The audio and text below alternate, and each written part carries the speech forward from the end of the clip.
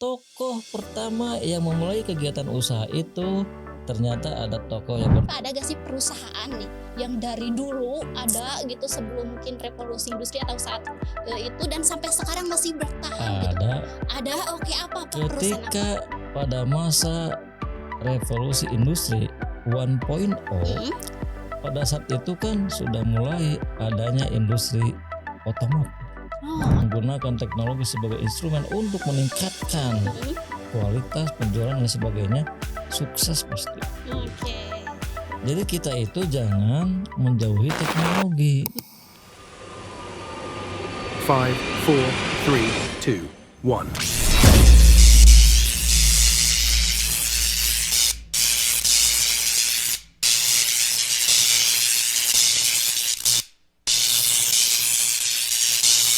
Elko Entrepreneurship, solusi bisnis UMKM.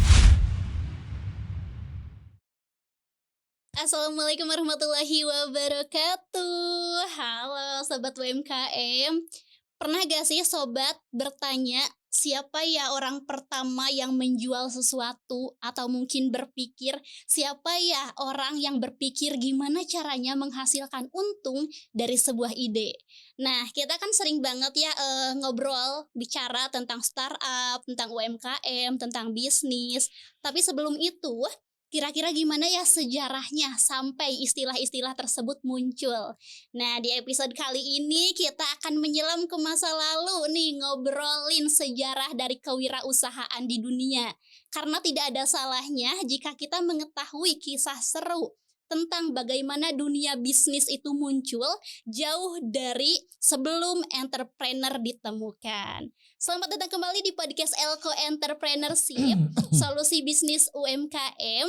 Masih bersama saya Lisna Gustiani, host Elko yang ceria setiap hari. Oke, nah di segmen kali ini yaitu segmen edukasi UMKM yang pastinya bersama narasumber kita siapa lagi jika bukan Bapak Dr. Haji Yusuf Tojiri. Langsung saja kita sapa beliau. Assalamualaikum Bapak. Waalaikumsalam warahmatullahi wabarakatuh. Alhamdulillah bisa ketemu lagi nih Pak. Ya, mudah-mudahan kita senantiasa bisa bertemu dan Amin. memberikan sesuatu yang bermanfaat buat teman-teman UMKM dimanapun berada. Iya, amin insya Allah. Bapak gimana nih kabarnya hari ini? Oh, tentu baik. Baik apa sehat ceria hari ini? Sehat ceria. Cuacanya sangat bagus sekali ya Pak ya? Oh, bagus. Cerah sekali. Bagus. Jangan-jangan ini juga Pak biru-biru nih, sangat cerah Iya. sekali ya. Oke, nah Pak hari ini kan kita di episode sebelum-sebelumnya sering banget ya Pak ngobrolin tentang solusi bisnis, masalah Iya, bisnis gitu. Nah sekarang mah saya nih mewakili Sobat UMKM katanya mau tahu dulu nih Pak sejarah dari kewirausahaan itu seperti apa. Tapi sebelum itu Bapak silahkan sapa-sapa dulu nih Sobat UMKM yang di rumah. Ya, saya ingin menyapa. Mm-mm. Ini wabil khusus Mang Oni yang dari TikTok Oke. bertanya, Mm-mm. penjualan saya sekarang mengalami penurunan karena banyak pesaing. Ah, Kan masalah kita itu bagaimana kita bisa mengalahkan pesaing. mm-mm. Berarti kita itu harus tahu dulu mana yang menjadi kelebihan pesaing, Mm-mm. mana yang jadi kekurangan pesaing. Mm. Kita akan masuk ketika pesaing itu punya kekurangan. Oh, Dari oke. kekurangan pesaing itu Mm-mm. isi oleh barang kita, oleh jasa kita, sehingga lambat laun konsumen akan semakin percaya kepada kita karena barang-barang kita itu punya nilai lebih, Mm. mampu mengisi kekurangan-kekurangan yang biasa dia konsumsi atau dia beli dari produsen lain. Oke. Bagaimana cara mengisinya? Mm-mm. Mungkin kalau secara teori ya Mang Oni ada 4 variabel yang harus Oke, kita Pak. kuasai. Pertama, dari sisi produk Mm-mm. harus punya mindset begini. Produk yang kita jual itu harus memiliki kualitas lebih tinggi daripada produk yang dibuat oleh pesaing sehingga Oh. konsumen akan merasa lebih senang. Oke. Yang kedua, harga yang dikenakan itu harus lebih rendah daripada harga yang dikenakan oleh pesaing Pesaing. kepada produk yang akan dijual kepada konsumen. Mm-mm. Yang ketiga, distribusi atau pengiriman barang itu harus tepat waktu supaya konsumen merasa suka ketika membutuhkan produk, tiba-tiba produk datang sesuai dengan waktu yang dia bayang-bayangkan. Oke. Yang keempat, kita harus rajin promosi Oh. supaya barang kita itu banyak dikenal oleh calon-calon konsumen. Bahkan kalau misalnya kita mau menganggarkan biaya iklan, itu total iklan yang harus kita keluarkan itu tidak kurang dari 10% dari 10%. harga barang. Oh, oke. Nah, kalau misalnya keempat variabel yang sudah saya sebutkan tadi diterapkan pada perusahaan manapun, insya Allah perusahaan bisa memenangkan persaingan. Kenapa? Karena konsumen tentu akan memilih barang-barang yang memiliki nilai-nilai yang unggul daripada nilai pesaing. Iya. Begitu. Gitu ya. Begitu ya, Mang Oni. Terima kasih Bang Oni pertanyaannya. Saya sekarang akan membahas tentang sejarah kewirausahaan. Kenapa sejarah kewirausahaan harus kita bahas? Ada istilah kalau kita ingin sukses, kita itu harus pandai membaca sejarah. Jadi sejarah itu tempat kita bercermin. Bagaimana usaha kita ke depan ingin sukses? Tentu kita harus belajar dari sejarah. Bagaimana orang-orang dulu bisa sukses mengembangkan usaha. Nah, itu menjadi informasi bagi kita bagaimana ke depan usaha ini bisa berkembang ketika kita tidak pernah melupakan sejarah. Berbicara tentang sejarah kewirausahaan, kita harus melihatnya dari dua sudut pandang. Pertama, ada yang mengatakan kewirausahaan sekarang sudah menjadi sebuah disiplin ilmu. Karena itu kewirausahaan dipelajari di mana-mana, terutama di institusi-institusi pendidikan. Sekarang universitas, institusi sudah banyak yang membuka langsung prodi tentang entrepreneurship. Dan itu memang dimotori oleh negara-negara besar, negara-negara kaya seperti di Amerika.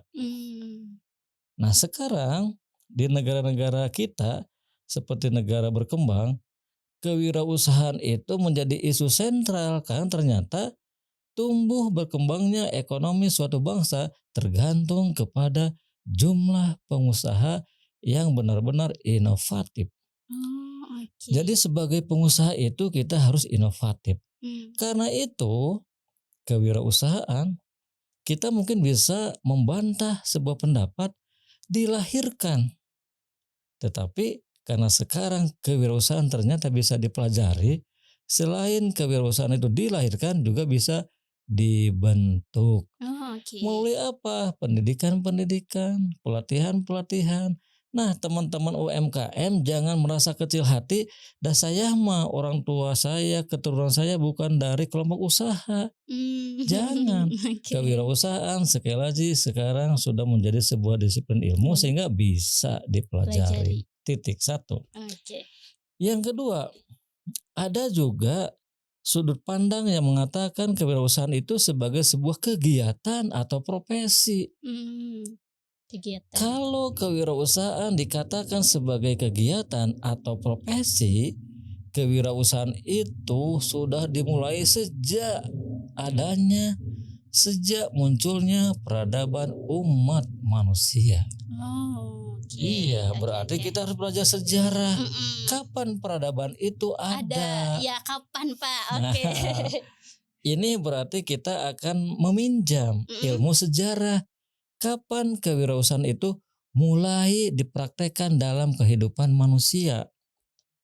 Ada ahli sejarah yang membagi beberapa masa ketika peradaban itu mulai berkembang. Satu, ada masa Mesopotamia. Itu berlangsung 4000 sampai 3000 sebelum Masehi. Bayangkan. Kita juga belum apa-apa ya. Yang kedua, ada juga masa Mesir kuno. Mesir kuno. Kemudian ada masa India kuno, India kuno, oke. ada masa Tiongkok atau Cina kuno, Oke. ada masa Peru kuno, Peru. dan terakhir ada masa Mesoamerika kuno. Jadi berdasarkan ilmu sejarah, peradaban itu dimulai oleh keenam masa tersebut. Oke. Tapi kita sebagai orang Islam percaya peradaban umat manusia dimulai ketika Allah menciptakan manusia. Dan manusia pertama menurut ajaran Islam itu bermula dari penciptaan Allah terhadap Adam alaihissalam. Dan kemudian diciptakan istrinya bernama Siti Hawa. Dari situ peradaban umat manusia mulai berkembang, apalagi ketika Adam dan Hawa itu turun ke bumi. Nah, di bumi itulah kemudian Adam alaihissalam dan Siti Hawa pada akhirnya memiliki keluarga dan berkembang menjadi banyak, dan bukan hanya bersuku-suku tapi berbangsa-bangsa. Mungkin kita ingat dalam Al-Quran disebutkan salah satu putra Nabi Adam alaihissalam yang bernama Habil. Itu kan beliau sebagai peternak. Jadi pada saat itu Habil itu sudah memiliki profesi sebagai peternak. Sedangkan Qabil kakaknya berprofesi sebagai petani. Jadi pada saat itu sudah ada kegiatan beternak, kegiatan bertani. Dan bahkan Allah menguji pada saat itu dalam Al-Quran. Mana kurban yang akan diterima Allah pada saat itu? Ternyata kurban Habil itu yang diterima. Karena Habil berkurban itu memilihkan hewan yang betul-betul terbaik di antara hewan-hewan yang ada. Jadi domba nate domba anu paling bagus. Paling bagus, paling ganteng, paling berbobot ya, paling sehat. Berbeda dengan Qabil. Qabil itu mengorbankan hasil pertanian dari hasil pertanian yang memang kualitasnya itu buruk dan tidak disertai oleh niat yang ikhlas. Sehingga pada saat itu dalam Al-Quran dijelaskan Allah hanya menerima kurbannya Habil. Karena Habil berkurban penuh dengan kecintaan kepada Allah. Disediakan domba yang besar. Disediakan domba yang sehat. Kemudian terutama Habil itu dia ketika berkurban penuh dengan keikhlasan. Tidak karena apa-apa. Dari situ ada peradaban kan. Peradaban satu, ada yang berprofesi sebagai peternak. Yang kedua ada yang berprofesi juga sebagai petani. Nah itu berkembang sampai kepada masa sebelum Richard Cantillon memproklamirkan tentang pentingnya kita berwirausaha.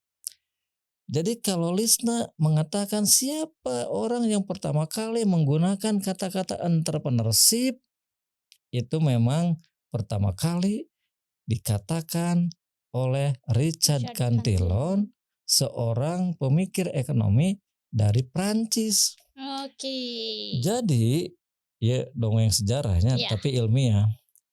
Kata ahli teori ekonomi, kata ahli teori manajemen, bapak kewirausahaan itu disematkan kepada orang yang bernama Richard Cantillon. Jadi sebelum Richard Cantillon memang ada praktek-praktek kegiatan usaha ada. Seperti berburu.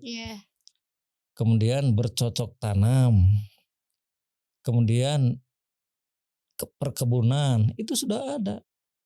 Jadi kegiatan masyarakat itu dalam rangka memenuhi kebutuhan primer itu memang berlangsung sehingga pada saat itu terjadi barter. Pertukaran antara barang dengan barang. Belum ada uang pada saat itu. Kemudian ahli sejarah mengatakan, dan ini memang ada kesesuaian. Awalnya peradaban manusia itu dimulai pada tahun 4000 sebelum Masehi. Jadi kalau kita menghitung dari sekarang mungkin sekitar 6000-an ya. 6000 yang lalu gitu ya. Kemudian ada peneliti, ini memang menarik ya buat teman-teman yang suka sejarah. Coba misalnya kita buka teori-teori sejarah yang mengatakan Adam alaihissalam itu hidup pada 4004 sebelum Masehi.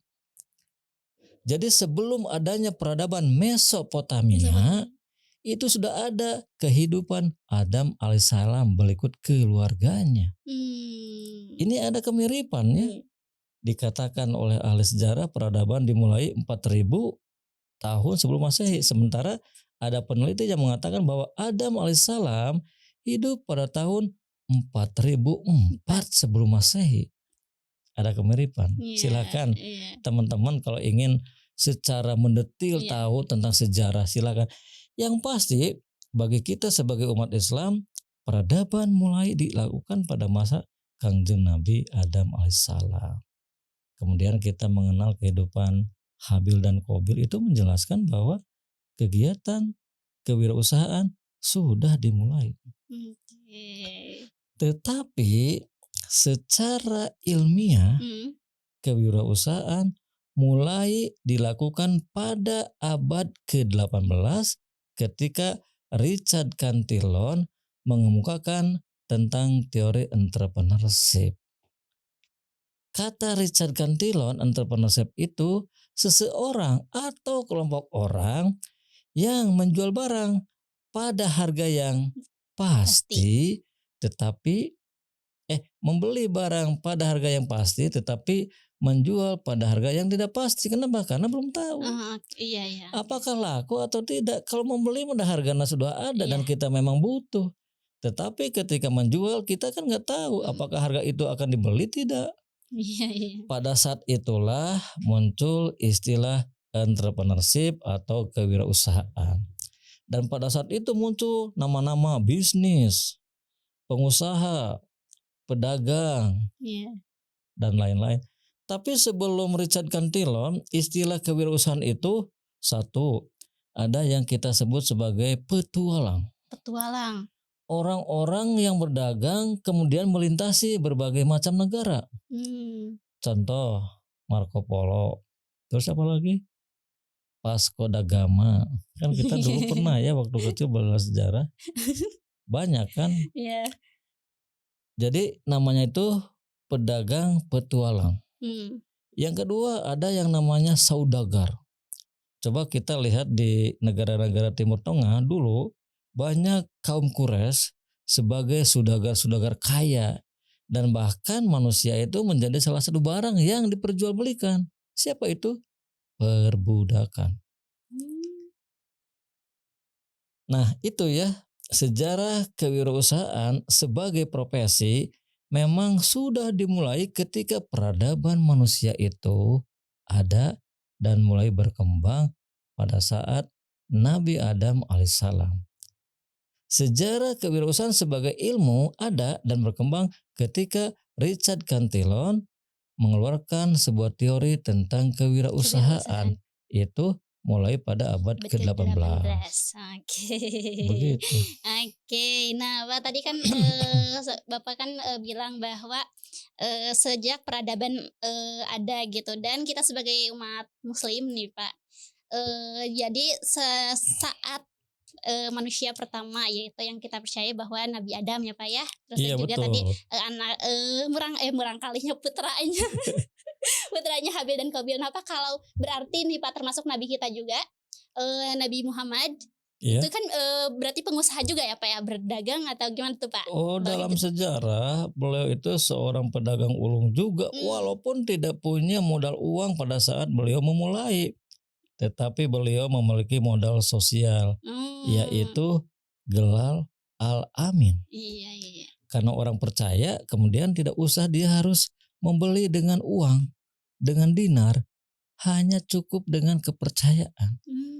Jadi Kangjeng Nabi itu memang punya gelar Al-Amin itu karena memang hidupnya penuh dengan kejujuran, Oke. tidak pernah bohong. Oke, jadi harus Begitu. jujur ya Pak ya. Iya.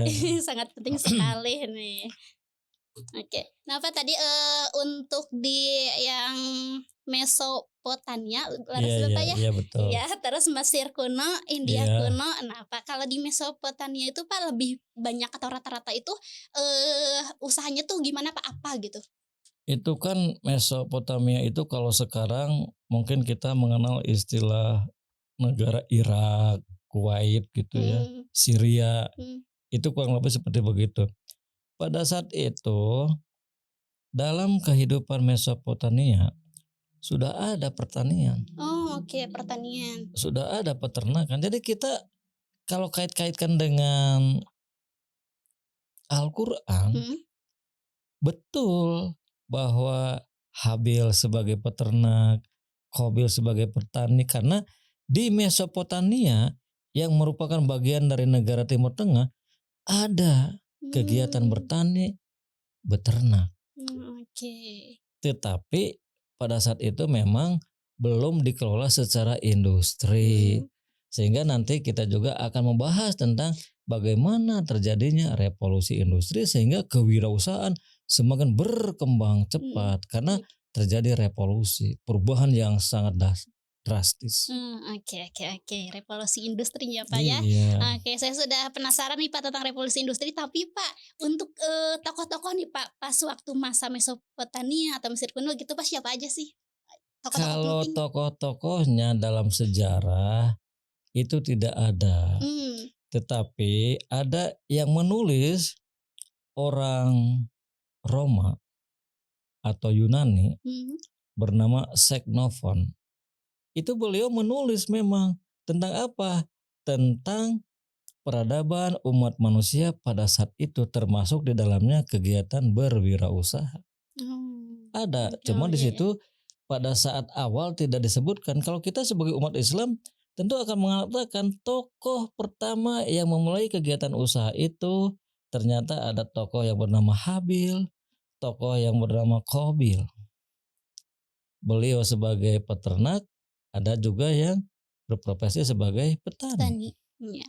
Oke. Begitu ya. Iya. Tetapi kalau abad pertengahan, abad 17-18 itu ada tokoh-tokoh yang bisa kita pelajari.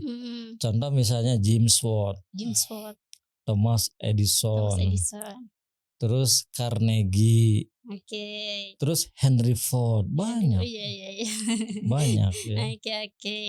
Oke. Nah Pak, saya udah penasaran nih Pak. Tadi Bapak sempat menyinggung tentang revolusi industri, Iya. perubahan yang besar-besaran gitu apa ya. Nah Pak, gimana sih itu masuk ke revolusi industri di abad berapa gitu?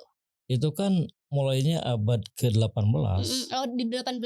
Ketika ditemukannya uap yang berasal dari air dan juga batu bara, itu menjadi tenaga untuk menggerakkan mesin pemintal atau tenun, tenaga yang digunakan untuk menggerakkan lokomotif atau kereta api. Jadi dengan adanya mesin-mesin yang didukung oleh tenaga uap, pemintal sekarang lebih efisien.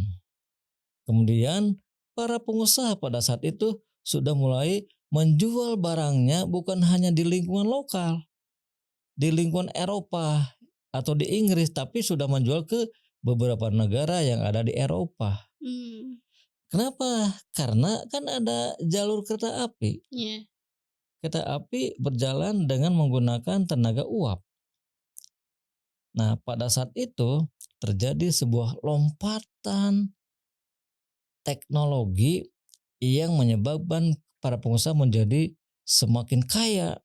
Kaya karena dia ekspor, dia impor, karena transportasi tidak lagi menggunakan hewan. Kan kalau dulu kita seringkali menggunakan hewan dan bahkan sekarang pun ada kan. Lisna bade ke mana? Ke pasar Ceplat. Naik naon? Naik kuda. Masih ada kan peninggalan masa lalu. Tapi lambat laun kebiasaan itu sekarang bukan lagi menjadi sebuah alat transportasi, tapi menjadi sebuah alat untuk wisata. Iya. Nah, dengan adanya revolusi industri, kebiasaan menggunakan tenaga manusia, tenaga hewan, kemudian pekerjaan-pekerjaan seperti berkebun, beternak, bertani, sekarang barangnya itu bisa dijual ke berbagai negara. Kenapa? Karena ada alat transformasi, alat transportasi ya seperti kereta api itu. Iya, iya, iya. Nah di situ terjadi lompatan pertumbuhan ekonomi masyarakat Eropa pada saat itu. Kan ada yang namanya Renaissance Oke. Aufklärung kan pada saat itu begitu. Aduh. Istilah-istilah itu kan. Saya kurang mengerti deh Pak istilah itu. Aduh, Bapak itu memang terlihat suka sekali membaca buku. Waduh, wawasannya luas banget. Aduh, saya sampai, Bapak ini apa nih istilahnya deh? Bapak bicara apa nih? Saya gak ngerti. Aduh, oke, itu berarti revolusi industri Pak. Iya. Nah kan saya tuh pernah mendengar revolusi industri apa Pak? Oh iya dari ada apa tuh Pak? Dari mana? revolusi industri 1.0, Oke. 2.0, Ya. 3.0 sampai 4.0. Sekarang mau 5.0. Oke, nah perbedaannya gimana tuh Pak? Sangat. Namanya juga revolusi, ada sebuah perubahan yang spektakuler. Contoh, Oke. kalau dulu orang bekerja tergantung kepada alam. Walaupun sudah ada tenaga uap, tetapi bekerja ketika matahari masih bersinar. Tetapi kalau matahari sudah tidak bersinar, orang kan tidak bisa bekerja. Orang kan pergi ke tempat tidur, kemudian tidur pulang. Tetapi pada 2.0 ketika ditemukannya listrik oleh Thomas Edison, maka bekerja bisa dilakukan secara full time 24 jam. Iya. Bayangkan berapa banyak barang yang bisa dihasilkan ketika ditemukannya listrik. Listrik ya. Iya. Oke. Dengan listrik, wah pokoknya alat transportasi semakin canggih. Iya. Dengan listrik mesin-mesin juga semakin canggih. Bekerja tidak hanya ketika ada matahari. Walaupun matahari sudah terbenam dan kemudian tidak ada ya, maksudnya tidak ada itu Iya, saat malam berganti gitu. dengan bulan, Iya. kita tidak bisa apa-apa. Tapi dengan listrik ternyata jam kerja itu semakin panjang. Iya, bisa tetap Kalau semakin berkegiatan. panjang kemudian bekerja juga di shift kan, shift 1, Iya. shift 2, shift 3. Pada akhirnya pada saat itu lonjakan produksi semakin banyak dan kebutuhan umat manusia semakin bisa terpenuhi. Tapi sisi negatifnya apa? Di demo karena karyawan merasa sekarang digeser oleh peranan mesin-mesin. Oke. Jadi banyak orang yang nganggur, amak-amakan tuntun nama. Oke, ada sisi negatifnya juga ya Iya. Pak ya. Oke. Oke, nah Pak, ada gak sih Pak? Bapak kan suka sekali membaca gitu Pak, dan banyak sekali ini informasi dan ilmunya gitu. Saya tuh penasaran Pak, ada gak sih perusahaan nih yang dari dulu ada gitu sebelum mungkin revolusi industri atau saat itu dan sampai sekarang masih bertahan gitu? Ada. Oke, apa perusahaan apa? Ketika pada masa revolusi industri 1.0, pada saat itu kan sudah mulai adanya industri otomotif. Oh, oke. Otomotif. Henry Ford yang pertama kali membuat alat transportasi yang bernama mobil. Walaupun bentuknya T, warnanya cuma hitam. Oke. Tetapi sampai sekarang coba lihat, apakah Ford Motor yang didirikan oleh Henry Ford tenggelam? Tidak. Sampai sekarang kan masih ada, tetap eksis. Kenapa? Karena Henry Ford itu ternyata sebuah perusahaan yang mampu menyesuaikan diri dengan perkembangan preferensi konsumen. Sampai sekarang masih ada. Oke. Jadi kuncinya perusahaan tersebut bisa bertahan sampai sekarang itu apa Pak? Kuncinya itu ketika perusahaan mampu beradaptasi dengan perubahan lingkungan, termasuk di dalamnya preferensi konsumen atau perubahan minat konsumen. Oke. Memang minat konsumen itu berubah, oh tentu. Hari ini saya suka makan ini, besok atau lusa mungkin saja sudah berubah. Kenapa? Industri food sekarang kan banyak sekali diproduksi oleh produsen. Jadi Oke. banyak pilihan. Oke. Termasuk mungkin itu berarti termasuk mobil itu kayak Ferrari dan Lamborghini gitu kan kan dulu katanya itu teh dari apa ya mesin traktor gitu atau apa? Kan kalau Ferrari, Lamborghini Mhm. kesini kan setelah Henry Ford. Oh, oke berarti lebih Iya, dulu itu ya Pak iya, Henry Ford. Henry Oke Ford oke. itu memang pionir dalam industri otomotif. Oke. Tapi Henry Ford juga barangkali sekarang lengah ya ketika Jepang mampu memproduksi barang otomotif yang bervariasi, yang Mmm, berbeda-beda, yang bisa melihat kelengahan dari Henry Ford. Henry Ford biasa menggunakan warna hitam mhm, atau putih, tapi coba mobil Jepang, dia membuat dengan warna yang warna-warni mmm. karena orang itu suka pelangi. Merah, kuning, hijau. Oke, Iya, Bapak. Nah, jika mungkin misalkan, Henry Ford atau mungkin perusahaan lain terus lengah gitu ya, seberapa persen atau seberapa kemungkinan banyaknya dia bisa, apa ya, jatuh gitu, Pak? ya, contoh ini ada kasus Mang Oni penjualannya sekarang menurun. Mhm. Bisa jadi mungkin kalau kita telaah lebih detail, ternyata kita ini lengah.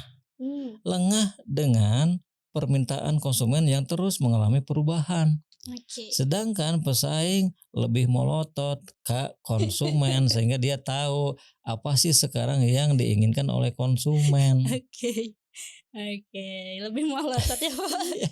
Jadi Kita harus melotot nih. iya, pasar itu harus dipelototan. Kenapa? Supaya kita tidak lengah untuk melihat pasar secara utuh. Mmm, Kan oke begitu. oke oke. Dari Oke. mulai kepala sampai kaki pelototan. Kenapa? Pasar. Oke oke So, oke. kalau misalnya saya orang yang pintar melihat pasar, Lisna itu kan satu pasar. Mmm. Tetapi walaupun satu pasar, ternyata Lisna itu banyak yang diminta. Minta kerudung, Oh, iya. minta bulu mata palsu, minta behel supaya gigi teracang gitu. Ya bener ya, Pak, satu orang aja bisa kebutuhannya itu banyak ya, Pak, ya, Iya, gitu. minta lipstik, minta makanan beraneka macam termasuk seblak di dalamnya. Iya Kan banyak ya. iya. Satu orang itu kalau kita pelototan secara lebih jelas akan banyak barang-barang yang kita tawarkan. Itu namanya product development. Oh, product development. Mengembangkan banyak produk tetapi Mhm. kepada satu pasar. Oh, Pasarnya oke. eta-eta kene. Oh, oke. So, gara cobian pelototan pasar bakal amok. Oke. Oke. Nah, Pak, terus nih, Pak, aduh kan, berarti yang paling membedakan dari kewirausahaan dulu nih sampai sekarang berarti itu yang paling ini tuh di teknologi ya, Pak, ya? Teknologi. Berarti tantangan yang berbeda nih mungkin dari zaman dulu sama teknologi kewirausahaan sekarang itu apa, Pak? Ya teknologi. Jadi ketika pelaku usaha mampu beradaptasi dan bahkan menggunakan teknologi sebagai instrumen untuk meningkatkan Mhm. kualitas penjualan dan sebagainya, sukses pasti. Oke. Jadi kita itu jangan menjauhi teknologi, Mhm termasuk sekarang berkembang AI kan. mhm.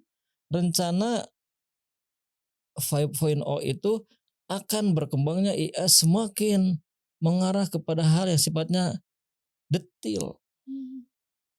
Oke. gitu kan. Nah, Pak, kan namanya kalau ada sesuatu itu pasti, ada dampak atau efek negatif dan positifnya, Pak. Nah, Bapak sendiri melihat ini, Pak, teknologi yang sekarang semakin canggih gitu, apakah lebih banyak dampak positifnya atau dampak negatifnya, Pak? Dampak positifnya jelas lebih banyak karena Oke. diciptakannya teknologi itu ingin mempermudah dalam rangka memproduksi barang atau jasa sehingga semuanya bisa cepat tepat. Oke. Tetapi dampak negatifnya itu tentu industri-industri yang ketinggalan teknologi maka umurnya tidak akan panjang. Aduh, umurnya tidak Lawan akan bahasa panjang. Lisnama, Apa, Pak? sekarang banyak industri sekarat karena tidak mampu beradaptasi dengan perkembangan teknologi. Jadi Baik. kita harus beradaptasi Iya, menggunakan teknologi sebagai instrumen untuk meningkatkan performa usaha usaha kita. kita, iya. Oke, Bapak, alhamdulillah. Nah, kok gimana nih sobat UMKM setelah kita ngobrolin sejarah nih sama Bapak, semoga sudah banyak hal-hal positif yang sobat UMKM didapatkan. Bapak nih sebelum kita tutup nih Pak, kan ada istilah jas merah Pak. Jangan sekali-kali melupakan sejarah. Aduh. Betul. Nah, apa yang bisa diambil nih Pak dari tadinya kita berbicara tentang sejarah pada zaman sekarang dan juga zaman dulu, dan mungkin pesan-pesannya juga buat para sobat UMKM nih yang sedang mau merintis gitu. Jadi begini, kita kan sering memberikan rekomendasi kepada calon-calon pengusaha. Satu, untuk tidak meninggalkan sejarah. Sejarah itu menjadi bagian dari pengetahuan kita. Oke. Sejarah itu akan memberikan informasi banyak kepada kita. Sehingga dengan banyak membaca sejarah, kita insya Allah akan terhindar dari berbagai macam kegagalan. Yang kedua, dengan sejarah kita akan menatap masa depan karena kita merupakan bagian dari sejarah. Dan kita akan memproduksi ke depan pelaku-pelaku UMKM itu harus punya sejarah emas. Kan kita merupakan produk dari sejarah. So, da upah minta ayah orang tua kita dulu, gak mungkin kita ada. Iya. Apirman bilang saya hidup sendiri. Nonsen. Apirman ada itu karena ada ibu Apirman, bapak Apirman. Bapak ibu Apirman ada itu karena ada kakek. Jadi kita ini merupakan bagian dari produk sejarah. Sejarah. Oleh karena itu kita tidak boleh melupakan sejarah. Bagi UMKM yang ingin berkembang, sekali lagi kita harus banyak belajar dari sejarah. Dengan sejarah kita insya Allah akan memiliki knowledge tentang bagaimana cara meningkatkan prestasi pada masa itu sehingga sekarang prestasi yang kita raih lebih tinggi, lebih unggul, lebih bernilai. Begitu. Oke. Wabillahi taufik wal hidayah. Wassalamualaikum warahmatullahi wabarakatuh. Waalaikumsalam warahmatullahi wabarakatuh. Nah, sobat UMKM nih, ya tadi kita sudah mendengar sejarah dari kewirausahaan, berbincang dengan narasumber kita yaitu Bapak Dr. Haji Yusuf Tujiri. Semoga banyak hal positif yang dapat diambil nih. Terima kasih yang sudah menonton episode hari ini. Bapak juga terima kasih Bapak atas ilmu dan sharingnya. Sobat UMKM, jangan lupa untuk subscribe channel YouTube Elko Entrepreneurship ya, dan juga share video ini ke semua sosial media kalian, dan juga like video ini juga buat sobat UMKM yang mungkin punya permasalahan di bisnisnya, bisa langsung aja tulis di kolom komentar, nanti aku bakal bantu tanyain sama Bapak ya. Terima kasih, mungkin sekian untuk episode kali ini. Saya Lisna Gustiani pamit undur diri. Elko Entrepreneurship, solusi bisnis UMKM. Wassalamualaikum warahmatullahi wabarakatuh. Elko Entrepreneurship, solusi bisnis UMKM.